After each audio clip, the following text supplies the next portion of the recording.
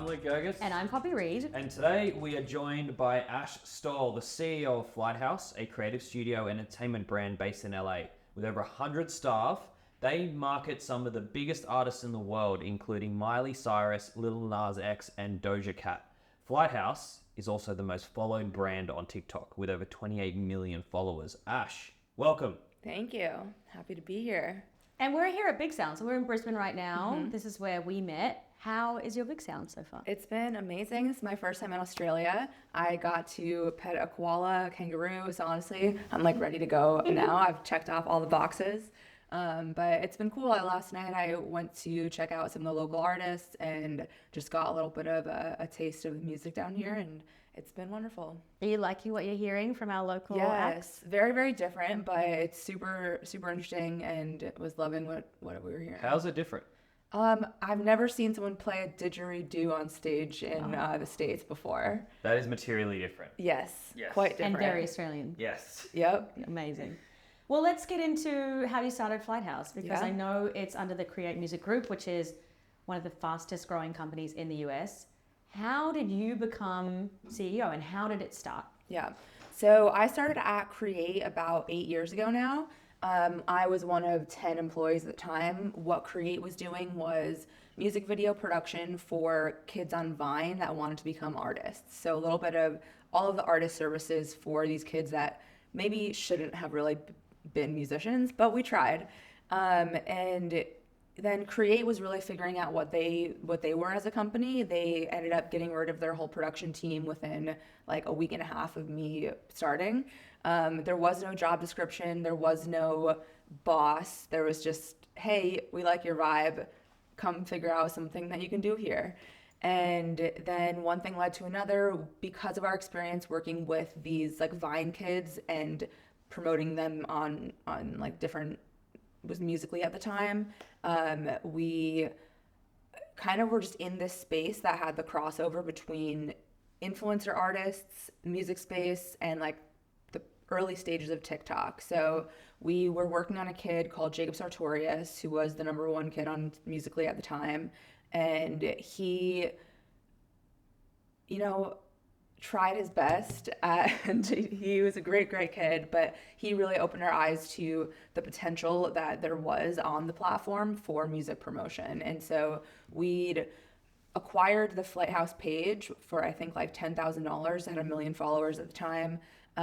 Was it called Flighthouse when you bought it? It was called Flighthouse, and shit. all it was one of the first sound pages on the platform. So the kid who started it in K-Town in Los Angeles, he was 15. He was just uploading sped up versions of pop songs, and it got a following by all of the big Musically creators, musers, using those audios and for their lip syncing videos. I've never heard that term before, by the way. Muser, yes, I like definitely. That. And then so after we kind of acquired it, we really just sat on it for a while. We knew that there was some kind of potential for how we could promote our, the Create artists on the platform. Didn't really know what.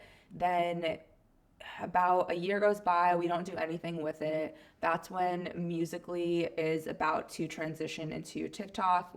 So ByteDance had acquired it, and then everyone on the platform was a little bit concerned of what's going to happen to our following, to what we are, what our platform is becoming. We were the 5th biggest page on Musically and TikTok at the time, and our initial thought was, okay, let's try to take our audience off platform. We had 8 million followers then.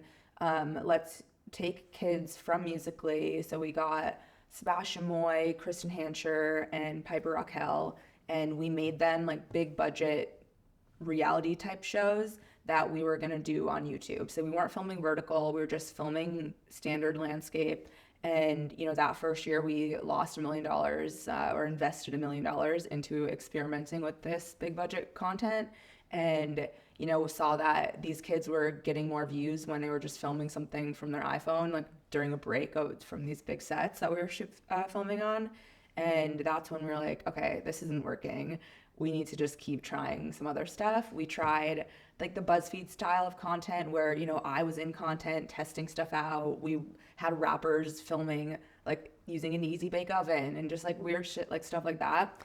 And it was, I think, August 2019. We went in that week, I think it was on a Friday, to the TikTok office. They were using like a shared workspace at the time still.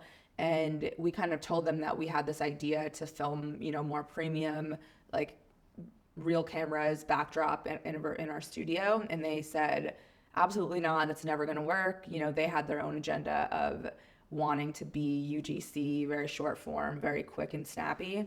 And we uploaded our first segment, which was Finish the Lyric, which is basically exactly what it sounds. We play a song, we cut it off, we have the two influencers try to finish the lyric. And the first upload we did, posted on Friday. By Monday, it had, I think, 20 million views. And on Monday, the same person we met at TikTok on Friday emailed us and said, we don't know what you're doing, but keep fucking doing it. And so I've been doing that ever since. But just a little bit of that was our first kind of like aha moment of this is what Flighthouse is. And so that was really when the Flighthouse that you see now was born. It's so interesting because I hear that story, and we always used to say this about Zuckerberg when we were trying to cut through Facebook algorithms. It's like whatever Facebook want doesn't necessarily mean that's what they get. Yeah. Right. So they can say they want all this stuff, but then you look at the data and all this other stuff is performing. So you kind of have to build your strategy around what you see, not what you're told. Exactly. And that's what you guys obviously did. But then equally you hear that story, and I can't remember the name of the publisher, but they basically built this whole business on Facebook. They got up to $100 million in revenue. They had over $1 billion in valuation. And overnight, Facebook just decided they were going to rug pull that publisher, and that was it. They lost all their revenue. They lost 95% of their revenue. They had to fire all their staff. They closed up shop all within 12 months.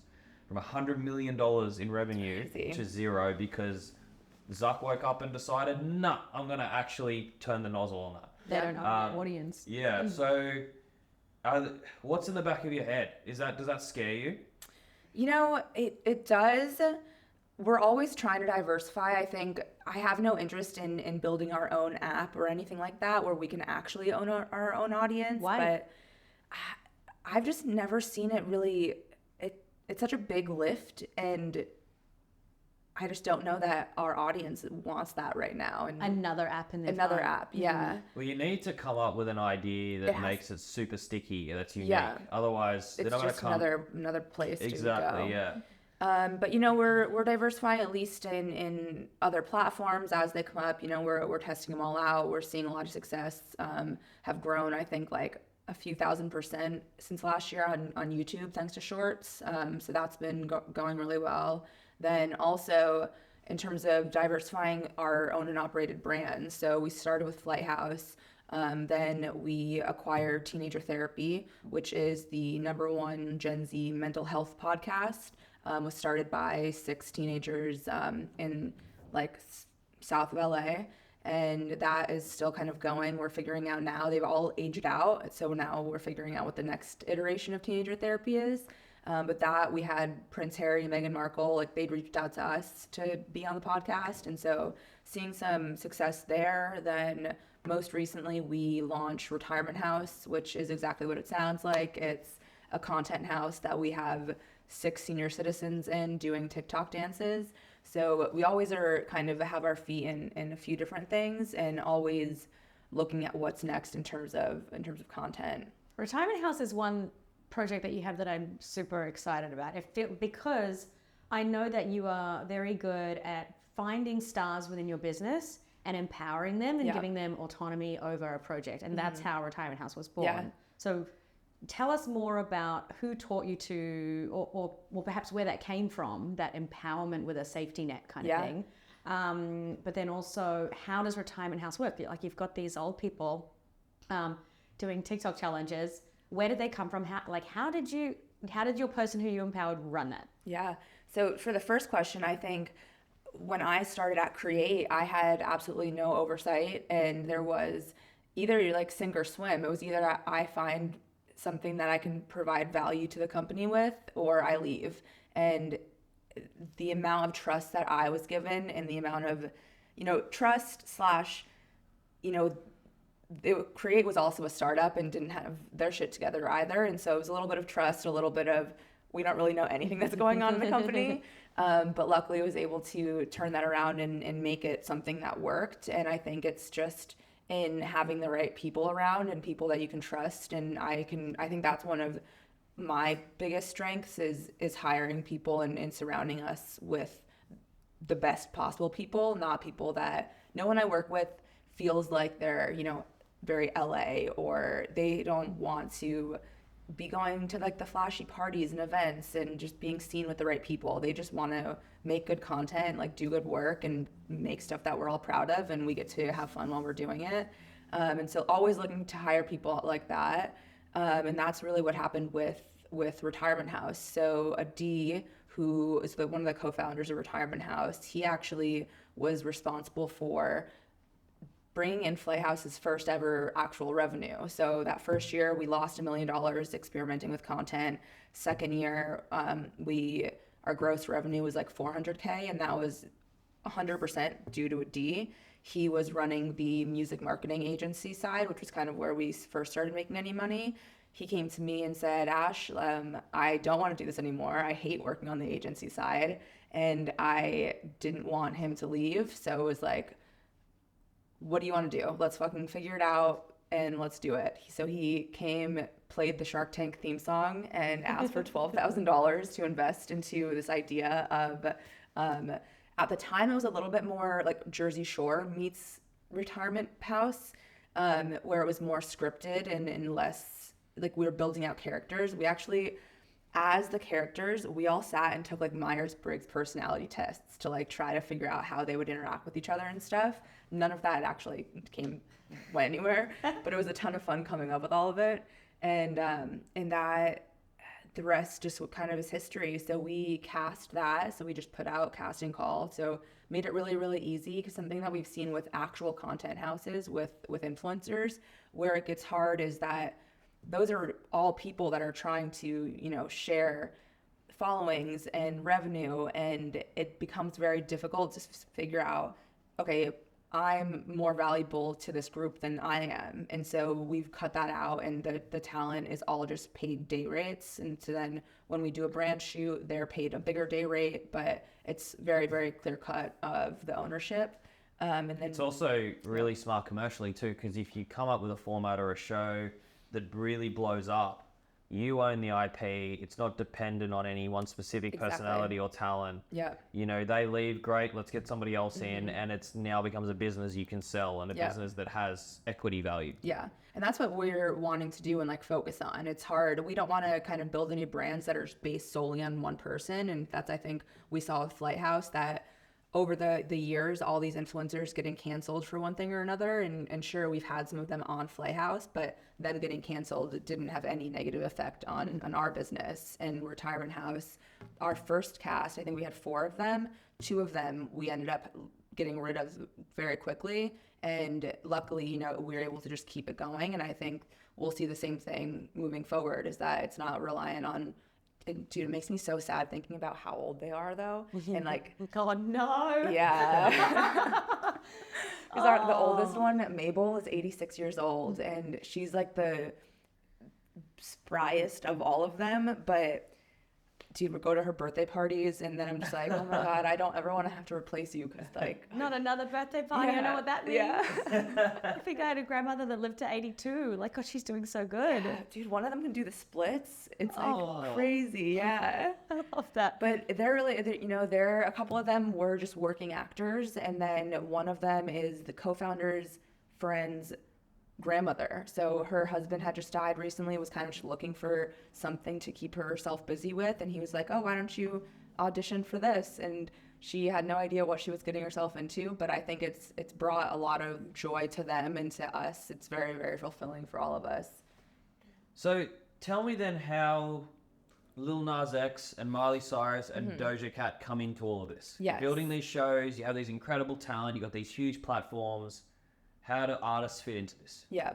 So really there's like these 2 main parts of the business. There's the forward-facing content brands and owned and operated brands like Flighthouse, Retirement House, Teenager Therapy. And then on the other side, we have our like white label agency work. And that's what started making, honestly, long term, who knows if we're going to keep doing that forever.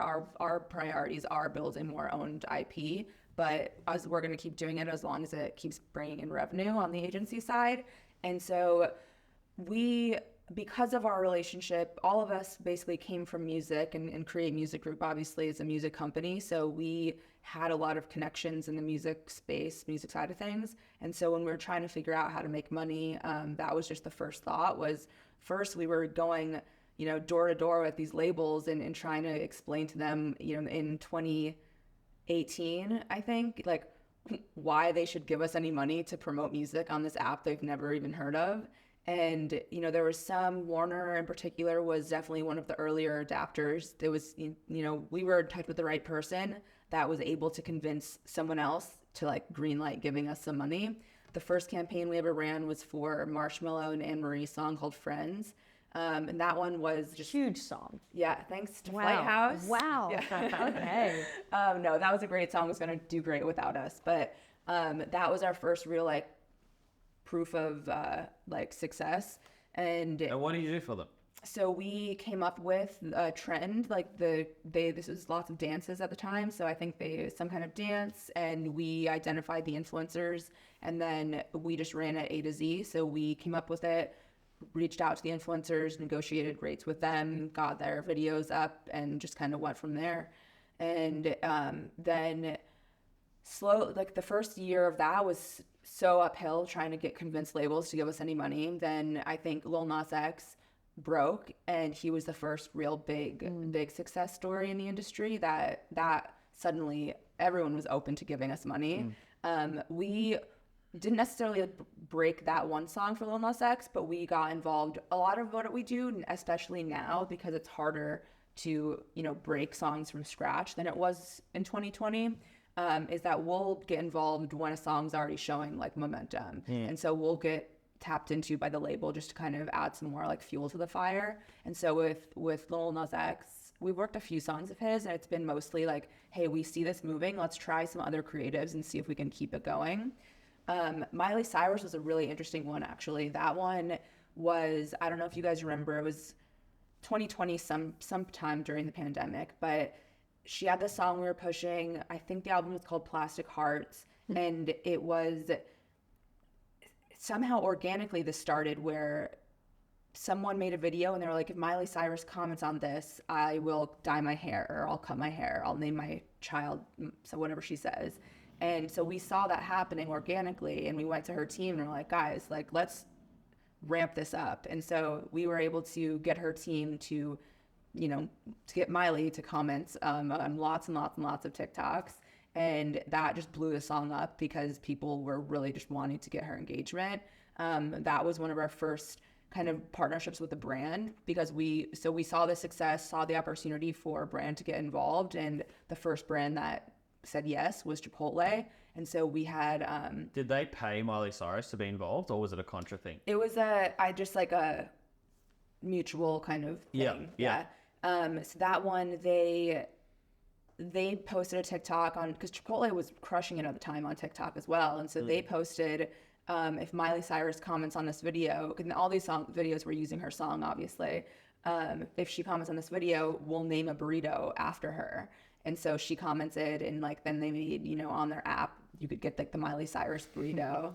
And so that was one of our, definitely a really cool out of the box kind of activation. How hard is it to make that kind of synergy between brand and artist, or artist and album campaign, song campaign, look really organic? Like I'm thinking of that Gale song, ABCDEFU, and how smart music fans are now. Like they saw that someone commented, do a song about the alphabet, and then they stalked that person, and it turned out to be someone that worked at her label, and they were like, okay, fake.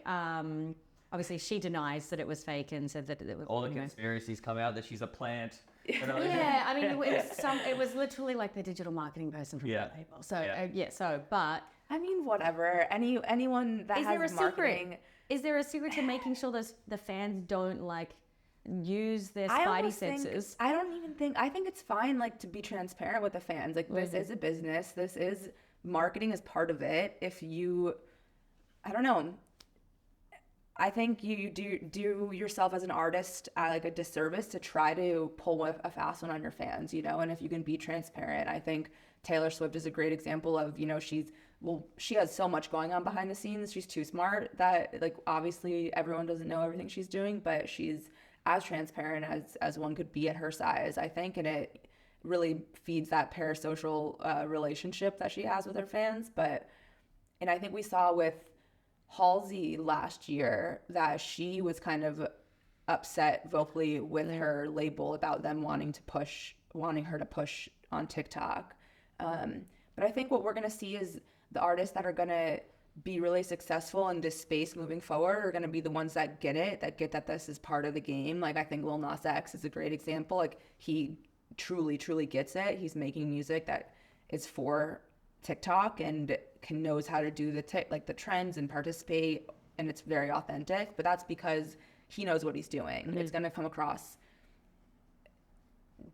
like ingenuine if it's someone that is not on the apps already and they're just being forced to kind of. So it's something. Okay to not get involved in TikTok if it's not. It's like second nature to you, like it is. Yeah, I think so. I think that's going to be doing yourself a disservice in the landscape right now. That is an upper hand to be able to, you know, speak to TikTok authentically. But obviously, artists can still break through without it. But I think it's better for an artist to not participate at all than for them to like appear like a boomer, you know, and trying to participate. One of the video content pieces that I love that you create. As a music fan, as a journalist who just wants to know the inside of every single fucking lyric, is the content that you make for Genius. Mm-hmm. So how did that come about? Yeah, so not sure how much I can talk about like the back end of that business deal, but basically Genius was acquired by a company called MediaShare over the past few years. MediaShare also recently acquired WorldStar. They acquire websites that have a ton of traffic so that they can place the ads on them themselves. So they'd already partnered with Create on WorldStar distribution. So Create kind of powers the like label side of that for them. And then when they acquired Genius, they had no interest in continuing the content. They just cared about the website and the lyrics. And so we partnered with them in a similar fashion where we're fully responsible at Flight House for filming all of the content. We just have a revenue share with them for anything that goes up on the YouTube. And that includes, you know, we have just one person that's kind of transitioned over, but we're filming that in the same studio that we do all of Flight House content as well. And then obviously that's a very successful format. Do you have certain things that you know are just working? I struggle to hear from digital marketing masters who say, this is what's popping off on TikTok. This is the kind of content that you need to make, because I feel like it is so much led by the consumer and so much led by the fans. Mm-hmm. What are your most successful formats? I'm hoping that our listeners can learn something from them. Maybe there's a common thread. I don't know. I don't think there's a common thread. I think it's just you have to just be in it and be paying attention and be able to move and be agile. And because there's stuff that comes up, you know, different formats and styles of editing, or, you know, whether it's a dance or a sketch or it's, you know, I think something that works, a through line that I've seen work, not always in the same way, but is like weird juxtaposition. That's why I think Retirement House worked really well. It's, you know, you're seeing these senior citizens doing these TikTok dances that you don't expect. Our next step of like season 3 for them is going to be, instead of having them in this big mansion, we're going to have them in an actual retirement house setting. And so that's this next level of that juxtaposition of senior citizens in a retirement house doing these TikTok dances. On Flight House, we've seen success where if it's like, you know, a big tattooed rapper that's doing a Taylor Swift finish the lyric, you know, stuff like that just kind of catches your eye and you're like, what am I about to see? That is going to automatically kind of keep the audience there a little bit. I think we're seeing just everything is getting shorter and shorter and quicker and snappier, but it really is just paying attention to what, like you said, what the audience and what the kids on the app are doing, and just how do I replicate that for my music, my brand. You know, that we saw the singing in cars, we saw singing in elevators, singing in stairwells, that's a big thing. Lots and lots of things that are just, honestly, I've personally never had an original idea in my life, and I don't think most people on TikTok have either. Most people in life don't. Yeah. It's all iterative of the previous people's work. So just pay attention to what's working and just do that, but like in your own way. So you've got 100 staff. That's what, $10 million in salaries a year? That's a lot of, that's a big budget, right? So you're making, you would have a huge amount of expenses. Where's your revenue at right now? So this year we should do between 25 and 30 million. And if I think about, that's a lot of revenue. And I'm thinking about the kind of clients you have, which are labels and publishers. Both are typically pretty bad payers in terms of their budget sizes. How does that make sense? How do you guys make that much revenue with those kind of clients? And what are the average sort of budgets that these artists are paying you guys? So on the music side, they are pretty small. We try to have a campaign minimum of like 15K. US dollars? US dollars. Then that goes up and down. We have some, if it's a client that we really, really want, we'll go down to 5 just to kind of test stuff out. But what we've seen is that anything under 15K just doesn't do enough, and the client's not going to be happy with it. And is that budget purely for your creative execution, or is it also that's for the influencer costs? Yeah, okay. So you engage influencers and do all of that for that budget, and you coordinate all of that. That doesn't include any performance money on top or anything like that. No. Yeah. Then, we've seen the biggest spenders on the music side are going to be the songs that are already popping. We've gone up to 6-figure budgets for those, but that's typically, they'll start with 15K, and then as it keeps working, they just keep putting more and more money onto it. But really the majority of Flighthouse's revenue is coming from our brand partnerships. Those are the 6-7-figure deals that we have that are, just one of those deals takes us over the edge in terms of our revenue. So we're doing a lot of brand deals into the Flighthouse content. We also are managing TikTok accounts for other brands. We manage the FX network with the TV station, their TikTok. We launched the Elf Cosmetics TikTok account. We're bringing on, I kind of sort of poached, he was leaving anyway, but the guy who was running the Lionsgate TikTok, which is like our North Star, their TikTok is amazing. Everyone should check it out for inspo for what even just think their artists should be doing. But he's going to be able to bring the Lionsgate business to us in the new year as well. So that's what I think. Something that I'm interested in growing more in the business is more of these TV show entertainment brands, because it's less of a lift for us. We don't have to make original content. We just need to take existing content and turn it into a TikTok trend. So there is a special sauce there, but it's a little bit easier than needing to go out and film hundreds of viral videos.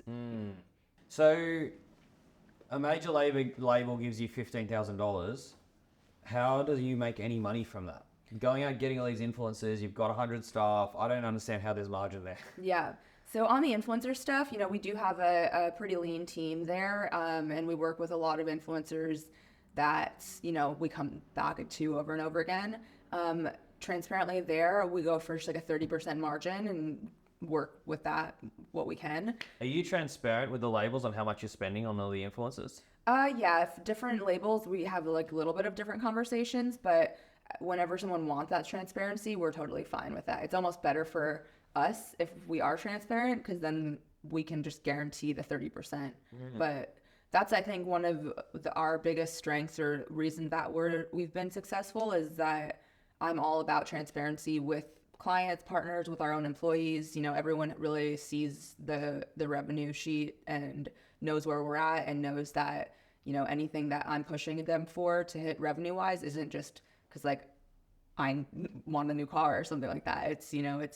It's paying for our bills, and it's no one's, if tomorrow like an email leaked to the whole company that shared everyone's salaries, that would be a bummer, but there's no one on there that I would be like stressed about how they would feel about it. I think everything's very, very fair.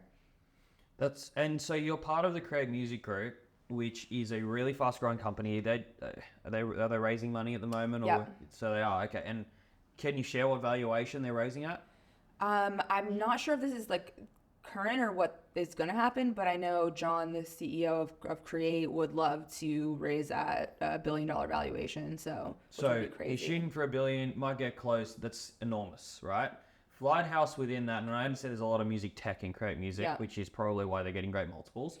Flighthouse to me feels like it's like the modern day MTV. If MTV was starting from today, like this is the business that they would build.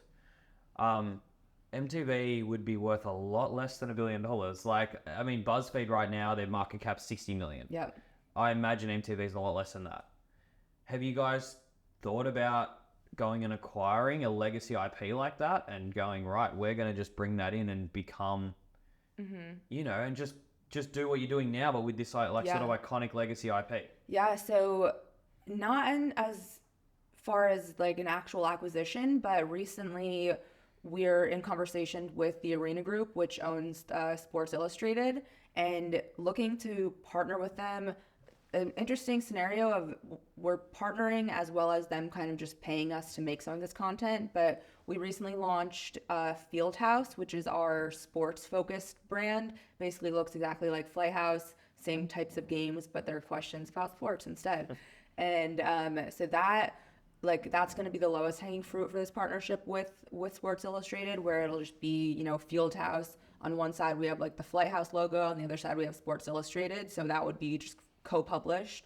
Flighthouse would own the brand, but we would just do like a 50-50 rev share. And then we would be outside of that creating all of the content and short form assets and influencer partnerships for Sports Illustrated and their other legacy brands as well.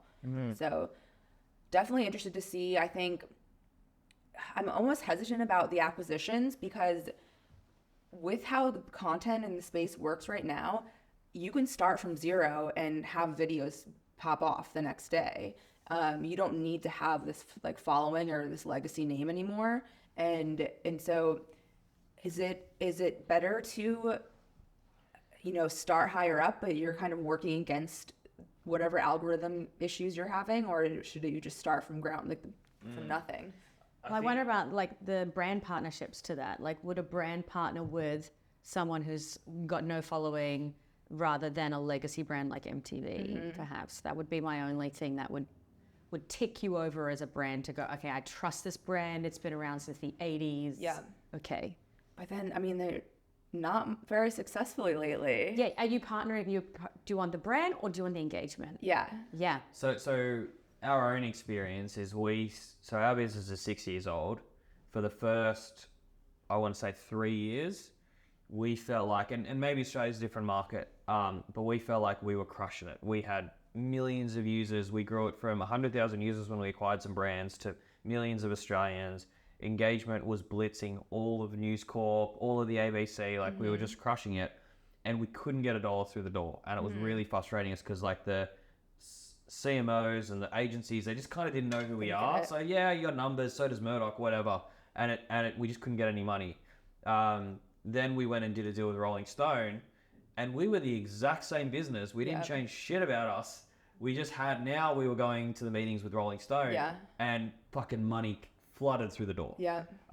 And so I think as like young founders like us, I think the mistake that the lesson I learned was that is underestimating the power of legacy brand.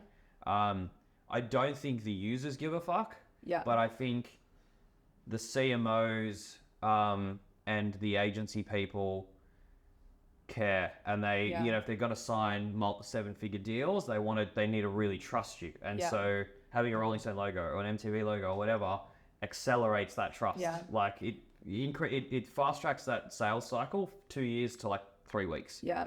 I mean, I'm interested to see how that works with Sports Illustrated. With like on the other side of that though, with Genius, I was kind of expecting the same thing, that we would be like just as easy as we're selling Flighthouse. If we add Genius to the mix, then it should just, you know, exponentially move things along. But our sales partner, IF7, who's been bringing us in, they're ex-Viacom, and so have all of the like high-level agency relationships. When I brought to them like the opportunity to sell against Genius, they were like, to be honest, everyone we're talking to wants, you know, something new and like bleeding. And that's how we sell Flight House, is that, you know, there's no one else like Flight House right now. And maybe Genius, this is just coming from what they told me. This is why I fucking love America. It's very different to this territory. That's great. That's awesome. Yeah, it's an also different mindset, I guess. And I was surprised to hear that. And because I was expecting we'd be able to, you know, sell against that instantly.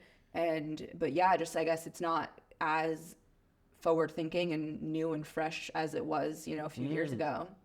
So, okay, I feel like it's a very different feel of the top episode here because we run similar companies. Yeah. So I'll lean on kind of my own experience and my own analysis. Like as we're building the business, I was looking around the world and I was saying that publishers can't really survive, new publishers, long term at least, unless they do advertising and marketing and something else. Yeah. So it's and e-commerce, it's and events, it's and venture capital, it's and whatever. Like they have something that they're leveraging their audience outside of just selling straight ads to them. Yeah. Our business chose to go the events route. So we are an events business, probably more so than we are a publisher. Are you thinking about your and? Yeah. I think a little bit of both the event and the e-commerce side. I think, you know, something like teenager therapy, which we own the trademark for, you know, the audience is very small and very dedicated, but it doesn't even matter in my opinion, because I think just that teenager therapy branding, there's so much opportunity to do like one of those guided journals and just like seeing that on an Instagram ad or on Amazon, like I want to have, you know, the Amazon end of the year teen gift guide that, you know, your parents are looking at and trying to figure out what to buy for their kids and stuff like that, as well as, you know, there's a subscription box model that could work there, you know, just sending out this guided journal, like a candle that for stress or something like that all kind of fits in with this. Teenager therapy also, I think there's a big crossover with some of these. We're seeing these artists, indie artists, a lot of these kids from TikTok that are just so much more open with their mental health struggles. And so I think there could be, I don't know if you guys are familiar with 88 Rising's Head in the Clouds Festival, which focuses on like Asian artists and like that kind of direction. But if we were to do some sort of teenager therapy festival that had, you know, all of these artists that are, you know, coming up on TikTok and very open about their mental health, and maybe in between like the sets, we have speakers like from this teenage mental wellness space kind of talk about something or another. I think there's some interesting angles there. And I just want to get into the like CPG space, not as part of any of our CPG means consumer product goods or something like that. Packaged goods, yes. Which is what? Sorry, just explain what that is. Just any kind of product that people are going to need to rebuy and that you can sell it to them over and over again. For example? Like razors or right. Yeah, there you go. That's a good one. So it's like a quiz. Yeah. This is the quiz part of the podcast, and you're doing great. So, you know, because right now we're getting all these brands paying us to promote their products, and so why not us promote our own product? And, you know, I want to find some kind of product that makes for visually good content. So an example that I found, I don't think we're going to like lean into this one, but there's this brand called Bleem, and they make this hair eraser, and it's just some kind of like exfoliator thing. I bought it and it works perfectly, but it makes you just like, the videos are great. You can do it in real time. You can rub it and it erases your hair. The visual of that is cool. Yeah. And so something like that just is very visual, that you can film over and over again. And, you know, just like Liquid Death, they just fucking repackaged water and made it cool again. And so I think finding something like that is really more in like the marketing and branding and how do we make that cool content. And I think what Flight House has compared to any other agency or even publisher, maybe less a publisher, but definitely agency, is that influencers think Flight House is cool still. You know, they hit us up. They're like, I released my new single. Can me and my friends come to the Flight House office and like hang out? And like they'll come, they're like, can I use a backdrop just to like shoot some content really quick? And so we haven't really leveraged that at all yet, because we just want to keep it very like organic and authentic. But once we kind of figure out what this product is going to be, I think then we'll be able to really tap into this audience that we have and of our followers as well as our influencer kind of connections. It'd be fun if you did products like that were clearly tied to your brands. Like, Yeah. I know that it's not a travel company, but if you did like travel size things, Yeah. you gotta reimburse those all the time. Yeah. Always rebuying those. Yeah. And there's two ways you can go about it, I think. You can start, like, create your own products, get it manufactured, branded yourself, whatever, and then handle all the e-commerce and all that yourself. Or you can take a venture capital model where you go to a company like Liquid Death and you say, hey, you're raising a Series A. We're going to invest $100,000 in your Series A, but we'll also give you $500,000 worth of marketing. Yeah. So you give us $600,000 worth of equity. And now you don't have to worry about running that consumer product. Yeah. You can just handle the marketing and all the costs, and you get all this equity in the deal. Yeah. So there's kind of like have you thought about which kind of way you would go? You know, until you brought that up the other day, I really hadn't thought about it from that direction, because I know we're really big on like ownership right now. And so, but at the same time, I'm never wanting to just recreate the wheel. So if I know there's people out there and companies that have already done what we're trying to do, and so why should I figure it out from scratch? So really, really open to kind of both. Maybe we'll try it simultaneously, a little bit of everything. Yeah, it's interesting because I think it's so fucking hard to like build your own products and handle manufacturing and do all of that. It's a whole different org chart. It's a whole thing. So the venture route is a bit of a hack, but you know, regardless of what people think of their content, the people that a publisher that does their own products, own their own products really well is the Daily Wire. They have all those, like, anytime there's a sort of like woke thing that happens, they make the anti-woke version of that, whether it's chocolate or razors or whatever, and they fucking cream with that shit. So there is a case study out there where a publisher can make their own stuff and do that well.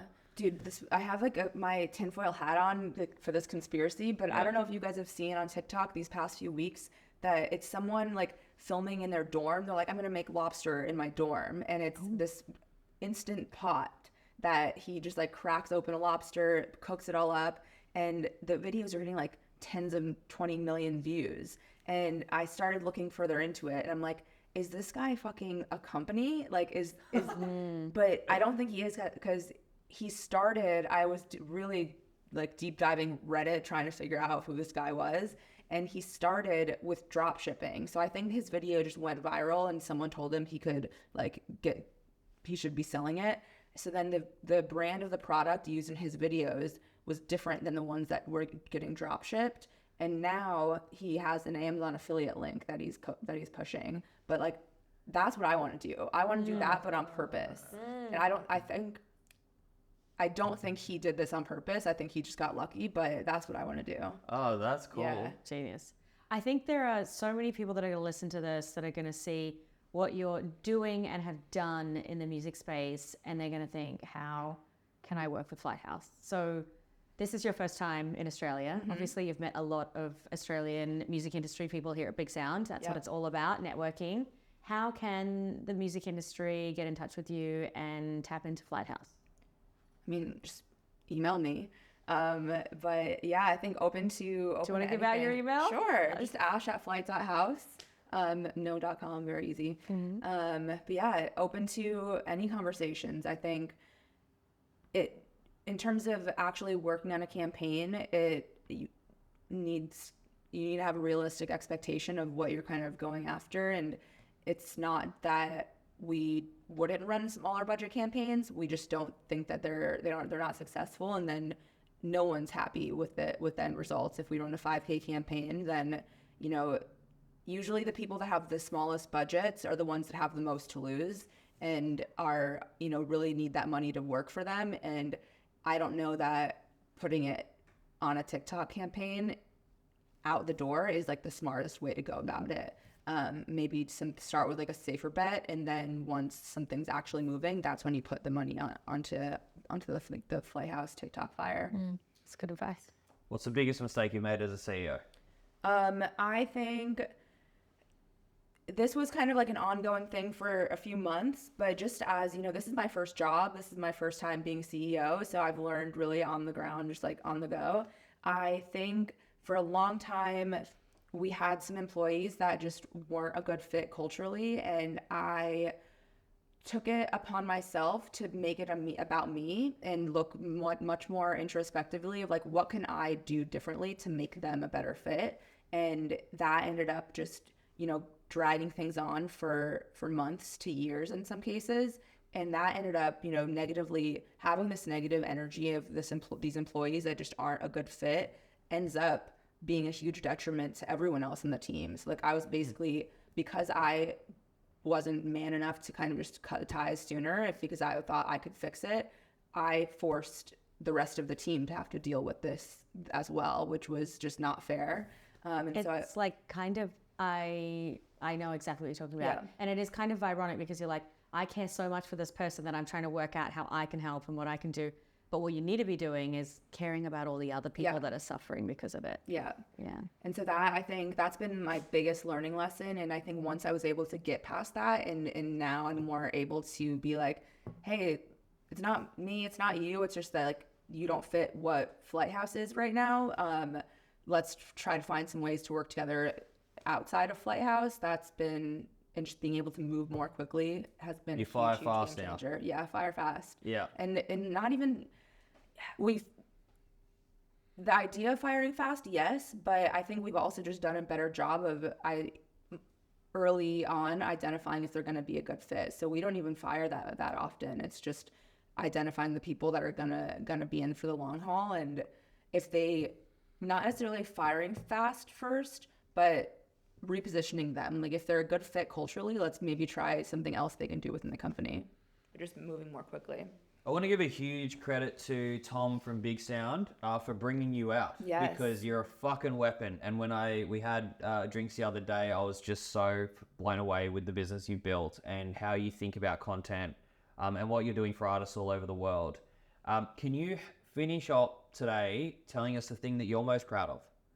Yeah, I mean, same breath as what I just said. I think what I'm most proud of is the team and the culture that we've built at Flighthouse. I interviewed someone that we are ending up hiring, and he, after our interview, he emailed me and said that, to me, like the best work should feel like play, and leaving Flighthouse, that's what I got out of it. And I was like, damn, that's one of the best things anyone could ever say about us. And I think, we go show up, do this every single day for the rest of our lives. We spend so much time with the people that we work with. And I think the culture that we've built and the amount of fun, and we like work hard, play hard, and get shit done at this super high level, but it still feels like half the time I don't know what I'm doing, and no one really does, but we've built this culture that allows for people to make mistakes and for people to have fun and for us to try new things and just be really, really open and collaborative. And I think that's the best thing I could have ever built. Ash, as media owners, we are in huge admiration for everything you built at Flighthouse. You're very inspirational, and we are so grateful you came on here at the top. Thank you. Thank you, Anne. Yes, you guys are amazing. I'm blushing.